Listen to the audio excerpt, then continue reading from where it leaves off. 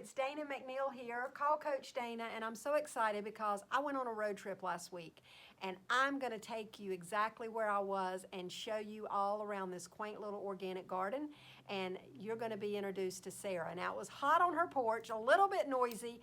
There was some traffic and some overhead flights going on, but just listen in because you're not going to want to miss out on any of the little pieces of nuggets that she gives out.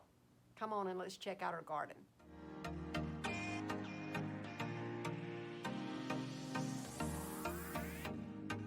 I love your tea because it is so beautiful. Can y'all just see this gorgeous tea? All right, so tell me what's in here again. I know we just talked about this. So the tea itself is just holy basil, also called tulsi, and honey. It's a local honey. And then the ice cubes have pansies in them. So pansies, when we get down to the garden, I'll have you eat just a fresh pansy. Is that what you had in the greens? I definitely had some pansies. Yeah, they were good. Well, tell me a little bit. I know we're gonna take a tour of the garden, but let me kind of introduce you. We've been chatting here. This is Sarah Rolfson. Comb. I screwed her name up a little bit. I'm not good with names. I'm sorry, Sarah. My bad. Tell me a little bit about, if you had to sum up what you do, what your vision is, what your dream is, what your goal out here is for everybody to know you a little bit better. And we're in the Concord, North Carolina area.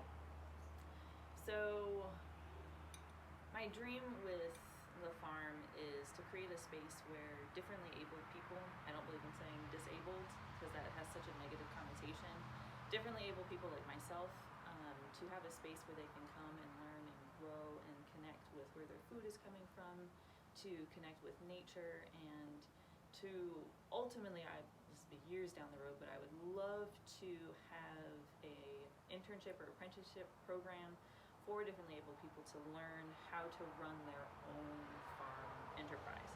Because from just even my own personal experience, and you can look up the statistics, it's abysmal for employment rates for differently able people. And so self-employment is the easiest way to have a steady form of income for yourself. And so I want to teach and give those tools to people. That way they can empower themselves. I love that. So I know you were sharing with me that you even wanted to have like pathways where wheelchair accessible to your garden and all of that. And so anyway, let's go take a look at the garden because I don't really know what to expect. I've never been here, and I just want to see what's going on down there. So you want to go? Yeah, sure. All right. So we're going to be right back, and I'll take you for a tour. All right. So you guys, she has figs, she has peaches, she has elderberry, she has blueberries. That's right. Cherry. And pineapple guava and I actually ate some of that pineapple guava. All right, so you kind of just use this as your personal. Yeah, this is your little personal garden right here. All right, so we're going to go down here to the garden. And just watch your steps since you're not on the pad. All right, so tell me just about, very quickly, we were talking about on the porch, alternating and why that is and how that helps with, what does that help with?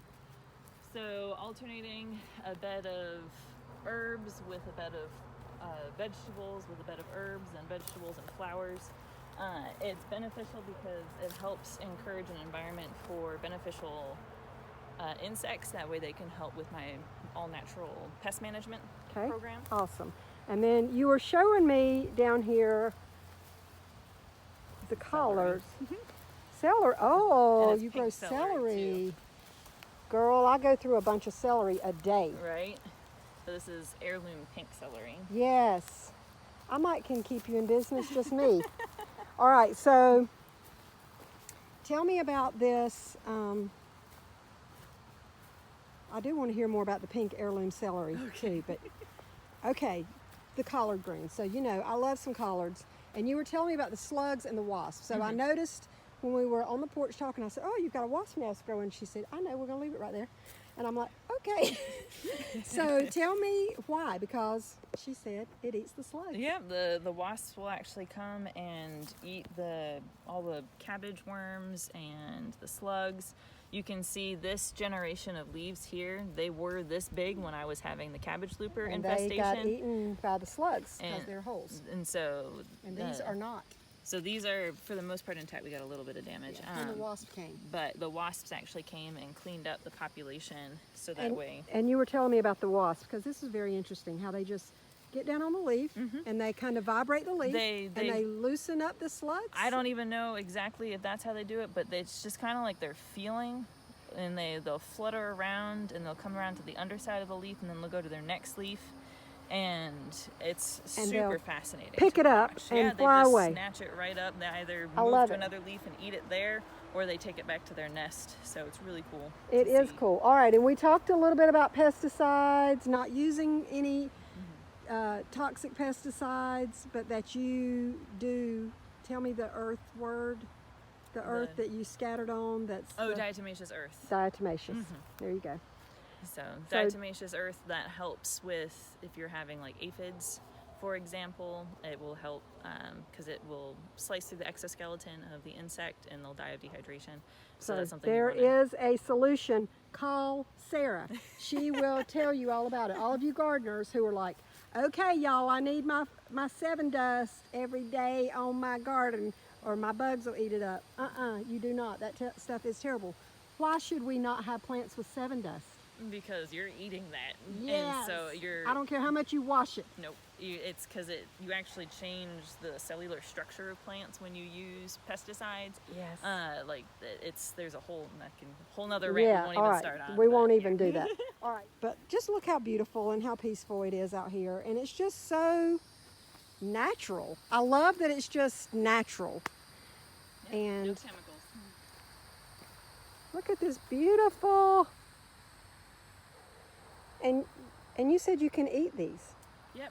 If you want, you can pluck a little. I'm not gonna eat any more flowers. I've eaten a lot of flowers today, but you said it tastes like paper. Yeah, it doesn't have a great flavor. Yeah. So, but it's really just to make your dishes and food look beautiful without having to worry about that's harmful for me to eat because it's very safe. Yeah. So you know, I was saying, food does not have to be aesthetically pleasing to me. I just need it to taste good and be healthy. And really, so here's Japanese beetles. Oh yeah, the Japanese beetles are not our friends, y'all. They're cute, but not fun. So, and that's what you were talking about. That. Oh, with the scream. So yes, tell us about that. Having a good fertilization program for your plants. I like to use fish emulsion and seaweed extract, and just do a foliar application for that, and that helps feed the plants to help keep them healthy. There's more research coming out showing that plants, when they're sickly, they actually send out a supersonic scream that we can't hear, but the insects hear. So that calls the insects to them. That way they will help clean up the plant. That way it doesn't infect the plants around it. So by making sure that you have healthy, robust plants, it will help also reduce your pest problems. Yeah. All right. So you can see all the little cherry tomatoes here. Yeah, all kinds of different tomatoes. We talked about all the different flavors and tastes, and she has a white tomato. White tomasol. Yes, I would love to taste that. Me too. I'm excited for it to get be ready. All right, so how do we know what's ready, and how do we know what's available? So like if we wanted to come and shop and we wanted some veggies and stuff from you, how do we know what's ready? Is that on your website? So I do have a shop page on my website. The order time cutoffs are Monday night at midnight for Wednesday pickup or delivery. I do free delivery within a 5-mile radius. Yep, all that's on the website. And then Thursday night and then at there's midnight pickup for Saturday for pickup or so delivery. If you're local. And we're Concord, North Carolina. I think I already said that. But okay, cool. All right, we're going to mosey on back up, get out of the sun a little bit. Check out Sarah's website. So it's Freckle. Is it Freckle or Freckled? Just Freckle. Freckle Twins Garden.com. Obviously, the heat was getting to me just a little bit. Oh my word. All right, so we're going to transition now and talk about soil, organic, and microbiome and all those geeky things. So here we go. But it's so nuanced. There's so many different layers to it, because it's not just like with the organic labeling. Yeah. That's great. You're not using awful chemicals that are linked to cancer. Awful. And who determines how bad awful is. That is the thing.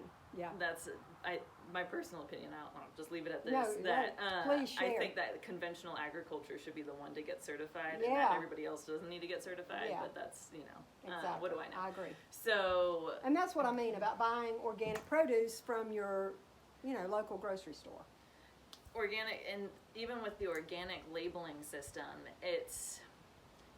it tells only half the story. Again, you're not getting those awful cancer chemicals. So it's better to get organic than not. However, It doesn't prevent them. There's no guidelines for how you're actually really stewarding the earth. So we practice no-till here. I don't know if you're familiar with that term. well, I am familiar with the term, but tell me a little bit more about it. So she's talking about no-till, so not using a tiller to till up and turn the ground.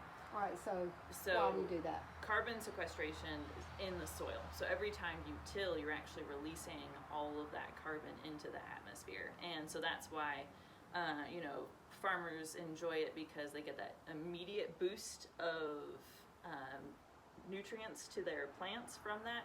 But over the long term, and that's only one aspect of it too. You're damaging your mycorrhizal fungi, you're damaging your earthworms, and all of the beneficial everything, that whole ecosystem. That microbiome down in there. Absolutely.